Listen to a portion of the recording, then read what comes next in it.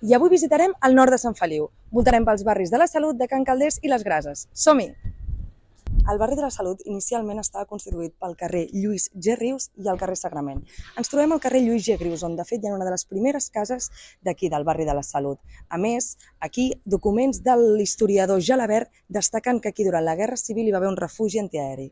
Moltes persones no coneixen que aquí, al barri de la Salut, també s'amaga un petit tresor, i és aquesta plaça de la Vinya del Puntaire.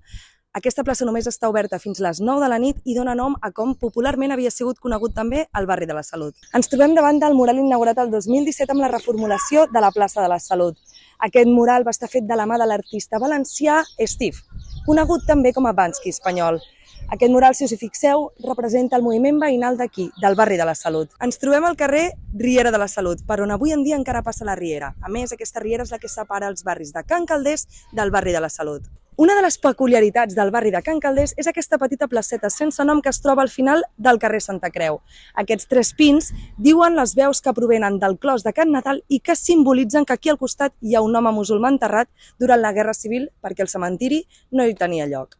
Ens trobem a la Font del Cuento, al passeig Comte Vilardaga. La llegenda explica que les dones, amb l'excusa d'anar a buscar aigua, venien aquí a trobar-se amb els seus amants. Ens ubiquem al Parc del Sardanet, al costat del barri de les Grases. Aquest parc es va inaugurar el 2007 després d'una recuperació ambiental, i és que aquest terreny antigament era un abocador de runes provinents de tota la comarca. El 2007 s'inaugura i ara mateix és un dels espais que formen aquest pulmó verd que rodeja tot Sant Feliu de Llobregat. A més, el barri de les Grases també compta amb un espai, podríem dir un dels espais més significatius per Sant Feliu de Llobregat, la ciutat de la Rosa, i és el Roserat Adot i Camp Rubí. Aquest espai va ser estrenat el 1997 amb motiu del 40è aniversari de l'Exposició Nacional de les Roses. A més, fa honor a 2 famílies roseristes vinculades a Sant Feliu de Llobregat.